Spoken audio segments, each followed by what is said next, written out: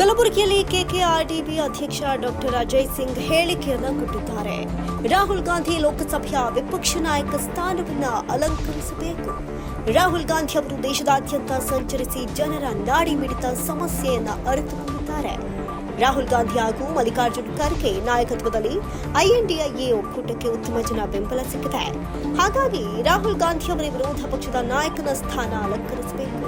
Exit poll ban ಮಾಡಬೇಕು. Exit poll ban ಮಾಡುವ ಬಗ್ಗೆ ಚಿಂತನೆ ಮಾಡಬೇಕಿದೆ.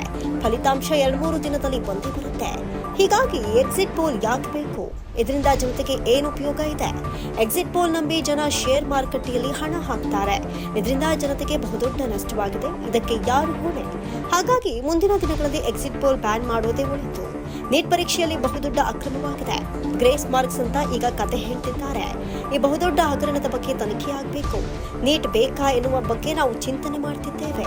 ನೀಟ್ ಫಲಿತಾಂಶ ಜೂನ್ 14ಕ್ಕೆ ನಿಗದಿಯಾಗಿತ್ತು. ಆದರೆ ಜೂನ್ 4ಕ್ಕೆ ಫಲಿತಾಂಶ ಬಂದಿದೆ. ಇದನ್ನು ನೋಡಿದ್ರೆ ಇದರ ಹಿಂದೆ ದೊಡ್ಡ ಹಗರಣವೇ ನಡೆದಿದೆ. ಅದನ್ನು ಮುಚ್ಚಿ ಹಾಕೋಕೆ ಅಂತಾನೆ ಲೋಕಸಭಾ ಫಲಿತಾಂಶ ದಿನ ನೀಟ್ ರಿಸಲ್ಟ್ ದಿನ ಬಿಟ್ಟಿದ್ದಾರೆ. ಕಲಬುರಗಿಯಲ್ಲಿ ಸುದ್ದಿಗೋಷ್ಠಿ ನಡೆಸಿ ಕೆಕೆಆರ್ಡಿಬಿ ಅಧ್ಯಕ್ಷ ಡಾಕ್ಟರ್ ಅಜಯ್ ಸಿಂಗ್ ಹೇಳಿಕೆಯನ್ನು ಕೊಟ್ಟಿದ್ದಾರೆ.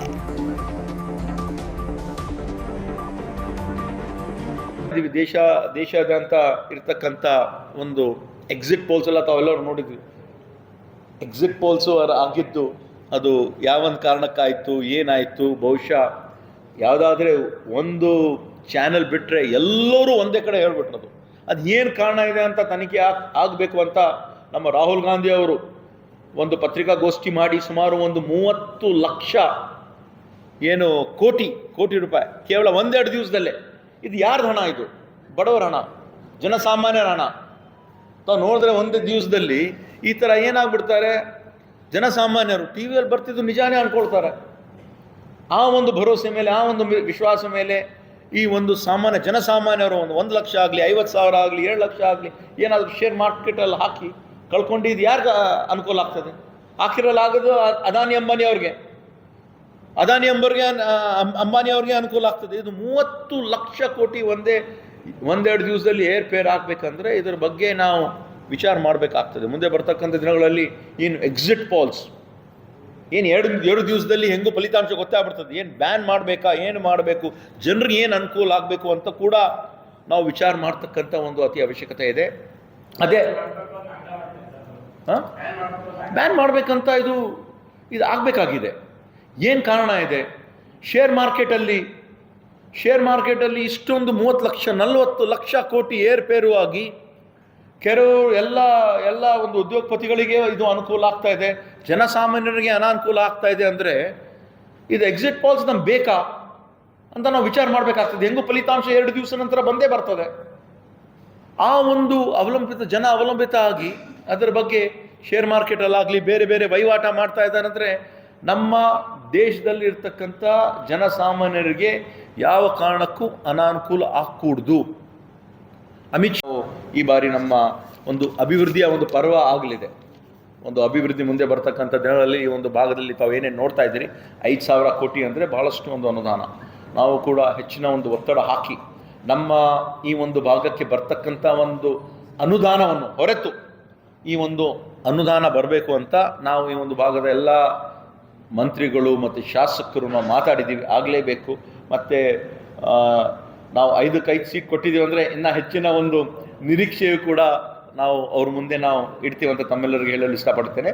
ಮತ್ತು ಈ ಬಾರಿ ಇಡೀ ದೇಶದಲ್ಲಿ ನಾವು ನೋಡ್ತಾ ಇದ್ದೀವಿ, ದೇಶದಲ್ಲಿ ನಮ್ಮ ಕಾಂಗ್ರೆಸ್ ಪಕ್ಷ ಹಾಗೂ INDIA Indian national developmental alliance ಏನಿದೆ, ಇನ್ಕ್ಲೂಸಿವ್ ಅಲಯನ್ಸ್ INDIA ಇದೆ. ಮತ್ತು ಭಾಳ ಒಳ್ಳೆಯ ರೀತಿಯಿಂದ ನಮ್ಗೆ ರಿಸಲ್ಟ್ ಬಂದಿದೆ.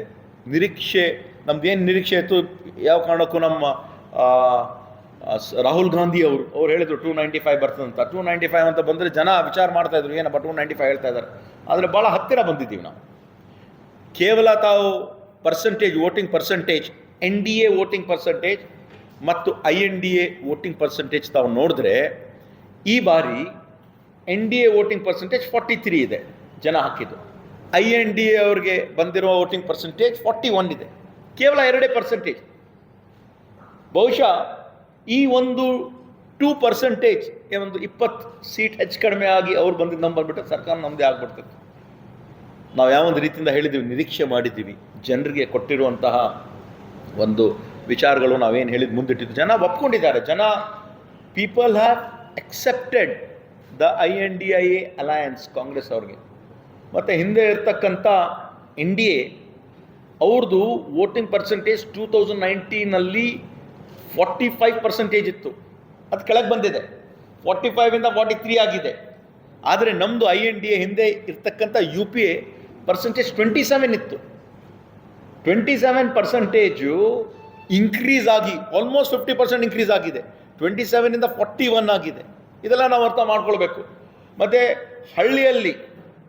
ಹಳ್ಳಿಯಲ್ಲಿ ನಾವು ರೂರಲ್ ಸೀಟ್ಸು BJP ಅವ್ರು ಗೆದ್ದಿದ್ದು 198 ಸೀಟ್ಸ್ ಗೆದ್ದಿದ್ರು. 543 ಸೀಟ್ಸಲ್ಲಿ rural seats last time BJP ಅವರು 198 ಗೆದ್ದಿದ್ದಾರೆ. ಅಂದರೆ ಈ ಬಾರಿ 148 ಗೆದ್ದಿದ್ದಾರೆ. ನಾವು ಹಿಂದೆ ಗೆದ್ದಿದ್ದು ರೂರಲ್ ಸೀಟ್ಸಲ್ಲಿ ಕೇವಲ 27 ಸೀಟ್ ಗೆದ್ದಿದ್ವಿ. ನಾವು 53ರಲ್ಲಿ 27 ಗೆದ್ದಿದ್ವಿ. ಈಗ ಅದು 55 ಆಗಿದೆ. ಇದೆಲ್ಲ ನಾವು ನೋಡ್ತಾ ಇದ್ದರೆ ಒಂದು ಕಡೆ ಜನ ಸನ್ಮಾನ್ಯ ರಾಹುಲ್ ಗಾಂಧಿಯವರ ಒಂದು ನಾಯಕತ್ವವನ್ನು ಒಪ್ಕೊಂಡಿದ್ದಾರೆ. ನಮ್ಮ ಅಖಿಲ ಭಾರತ ಕಾಂಗ್ರೆಸ್ ಸಮಿತಿ ಅಧ್ಯಕ್ಷರಾಗಿರುವಂತಹ ಸನ್ಮಾನ್ಯ ಮಲ್ಲಿಕಾರ್ಜುನ್ ಖರ್ಗೆ ಸಾಹೇಬರ ಒಂದು ನಾಯಕತ್ವವನ್ನು ಶ್ರೀಮತಿ ಸೋನಿಯಾ ಗಾಂಧಿ ಅವರ, ಪ್ರಿಯಾಂಕಾ ಗಾಂಧಿ ಅವರ, ನಮ್ಮ ಕಾಂಗ್ರೆಸ್ ಪಕ್ಷದ ಒಂದು INDIA ಅಲಯನ್ಸ್ ಏನಿದೆ ಅದೆಲ್ಲವನ್ನು ಒಪ್ಕೊಂಡಿದ್ದಾರೆ. ನಾವು ತಮ್ಮೆಲ್ಲರ ಮುಖಾಂತರ ಬಹುಶಃ ಇನ್ನೂ ಒಂದು 2-3 ದಿವಸದಲ್ಲಿ ತಮ್ಮ ನಿರ್ಧಾರವನ್ನು ಪ್ರಕಟ ಮಾಡ್ತಾರೆ. ರಾಹುಲ್ ಗಾಂಧಿ ಅವರು ಈ ಒಂದು ಲೀಡರ್ ಆಫ್ ಅಪೋಸಿಷನ್ ಹುದ್ದೆಯನ್ನು ಅಲಂಕರಿಸಬೇಕು ಬಹುದು. ಆದರೆ ನಮ್ಮ ಕಲ್ಯಾಣ ಕರ್ನಾಟಕ ಭಾಗದಲ್ಲಿ ಭಾಳಷ್ಟು ಕೆಲಸ ಕಾರ್ಯಗಳು, ವಿಶೇಷವಾಗಿ ಅದು ಆಗಿರುವುದು ಆರ್ಟಿಕಲ್ 371J ತಿದ್ದುಪಡಿ ಮತ್ತು ಈ ಒಂದು ಕಲ್ಯಾಣ ಕರ್ನಾಟಕ ಅಭಿವೃದ್ಧಿ ಮಂಡಳಿಯ ಒಂದು ದೊಡ್ಡ ಪಾತ್ರವಿದೆ. ಎಲ್ಲ ಕಡೆ ಹಳ್ಳಿಯಲ್ಲಿ ಇವಾಗ CC ರಸ್ತೆಗಳಾಗಲಿ, ಡ್ರೈನ್ಗಳಾಗಲಿ ಕೆಲಸ ಪ್ರಾರಂಭ ಆಗಿ ಒಂದು ಹಂತದಲ್ಲಿದೆ.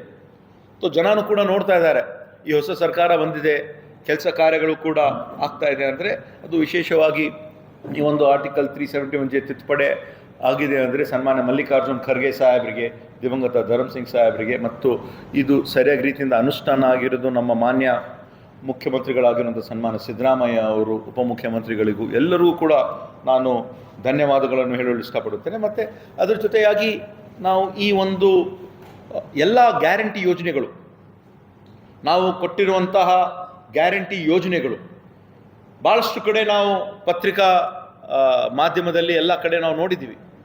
ಕ್ಯಾಂಡಿಡೇಟ್ಗಳಿಂದ ನಮಗೆ ಅನುಕೂಲ ಆಗಿದೆ. ಇವತ್ತು ನಾವು 5 ಸೀಟ್ ನಾವು ಗೆದ್ದಿದ್ದೀವಿ. ಹಳ್ಳಿ ಹೋಗಿರುವಂತಹ ಜನ ಯಾವೊಂದು ರೀತಿಯಿಂದ, ವಿಶೇಷವಾಗಿ ಹೆಣ್ಮಕ್ಳು ನಮ್ಗೆ ಯಾವೊಂದು ರೀತಿಯಿಂದ ಸ್ಪಂದಿಸಿದ್ದಾರೆ. ಅವ್ರು ಸಿಕ್ಕಿರುವಂಥ ಪ್ರತಿ ತಿಂಗಳಕ್ಕೆ 2,000 ರೂಪಾಯಿ ಆಗಲಿ, ಮತ್ತು ಉಚಿತವಾಗಿ ಬಸ್ ಪ್ರಯಾಣ ಆಗಲಿ, 5 kgಯಿಂದ 10 kg ಅಕ್ಕಿ ಸಿಗ್ತಕ್ಕಂಥ ಒಂದು ವಿಷಯ ಆಗಿರಬಹುದು, 200 ಯೂನಿಟ್ ಉಚಿತವಾಗಿ ವಿದ್ಯುತ್ ಸಿಗ್ತಾ ಇರಬಹುದು.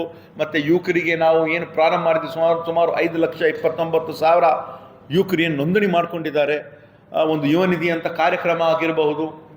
ಎಲ್ಲ ಜನ ಒಂದು ಅರ್ಥ ಆಗಿದೆ. ಯಾಕಂದರೆ ನಮ್ಮ ಕಲ್ಯಾಣ ಕರ್ನಾಟಕ ಅಭಿವೃದ್ಧಿ ಮಂಡಳಿ ವತಿಯಿಂದ ನಾವು ಮಾಡ್ತಕ್ಕಂಥ ಒಂದು ಅಕ್ಷರ ಆವಿಷ್ಕಾರ ಕಾರ್ಯಕ್ರಮ ಆಗಿರ್ಬೋದು, ಆರೋಗ್ಯ ಆವಿಷ್ಕಾರ ಕಾರ್ಯಕ್ರಮಗಳಾಗಿರ್ಬೋದು, ಉದ್ಯೋಗ ಆವಿಷ್ಕಾರ ಕಾರ್ಯಕ್ರಮಗಳಾಗಿರ್ಬೋದು, ಮಿನಿ ವಿಧಾನಸೌಧ ಮಾಡ್ತಕ್ಕಂಥ ಅದೆಲ್ಲ ಪ್ರಾರಂಭ ಆಗಿದೆ. ಯಾಕಂದರೆ ಅಭಿವೃದ್ಧಿ ಅಂದರೆ ಒಂದು ನಿರಂತರವಾದ ಒಂದು ಪ್ರಕ್ರಿಯೆ, ಒಂದೇ ಸತಿ ಆಗ್ತಕ್ಕಂಥ ಕೆಲಸ ಇಲ್ಲ, ಸತತವಾಗಿ ನಡೆದಿರುವಂತಹ.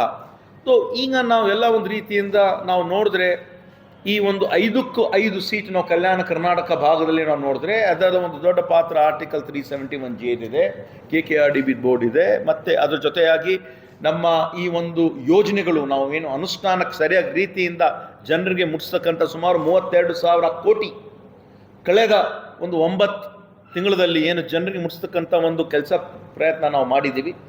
ಅದನ್ನು ಕೂಡ ಇದರಲ್ಲಿ ಎತ್ತಿ ತೋರಿಸ್ತದೆ.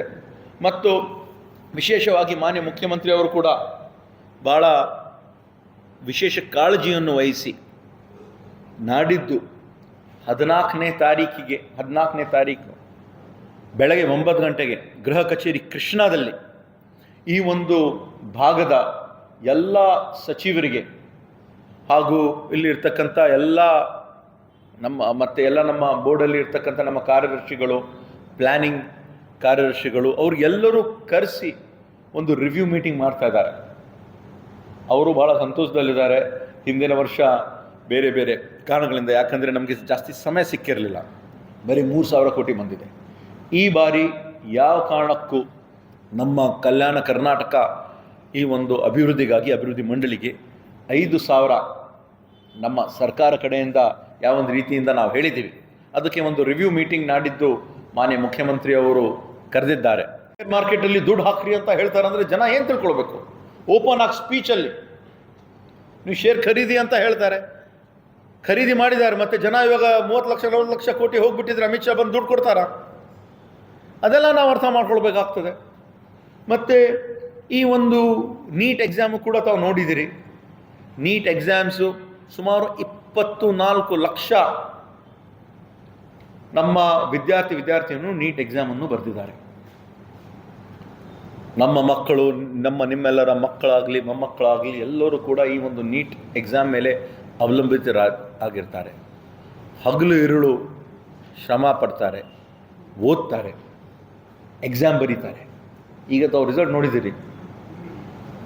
ರಿಸಲ್ಟಲ್ಲಿ ಹರಿಯಾಣದಲ್ಲಿ ಇರ್ತಕ್ಕಂಥ ಒಂದೇ ಒಂದು ಕಾಲೇಜಿನಲ್ಲಿ ಕಂಟಿನ್ಯೂಸ್ಲಿ 6 ಜನ ಒಂದೇ ಸತಿ ಬಂದರೆ ಏನು ತಿಳ್ಕೊಳ್ಬೇಕು ನಾವು?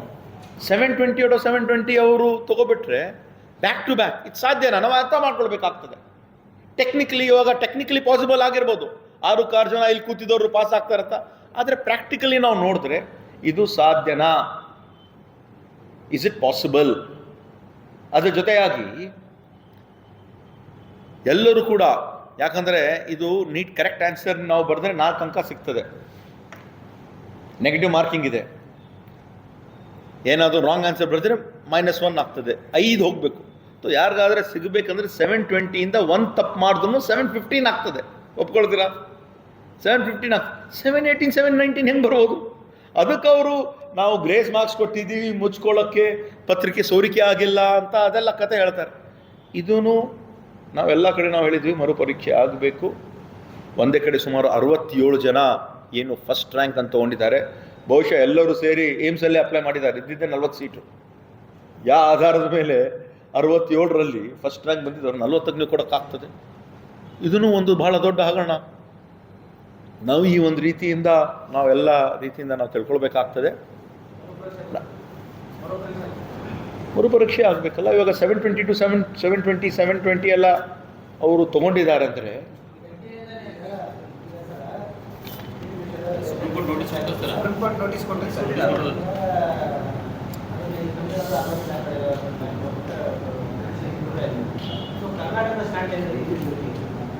ಅದೇ ಇದ್ರ ಬಗ್ಗೆನೂ ಚರ್ಚೆ ಆಗ್ತದೆ. ನಾವು ಕೂಡ ಮರುಪರೀಕ್ಷೆ ಆಗಬೇಕು.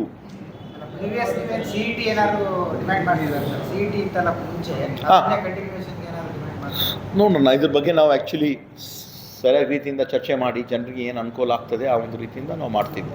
ಇದು ಸೀರಿಯಸ್ ಇಶ್ಯೂ ಆಗಿದೆ. ಇದು ಹೊರ ಬಂದಿದೆ. ಬಹುಶಃ ಮುಂದೆನೂ ಕೂಡ ಹಿಂದೆನೂ ಕೂಡ ನಡೀತಾ ಇರ್ಬೋದು. ನಮ್ಮ ಗಮನಕ್ಕೆ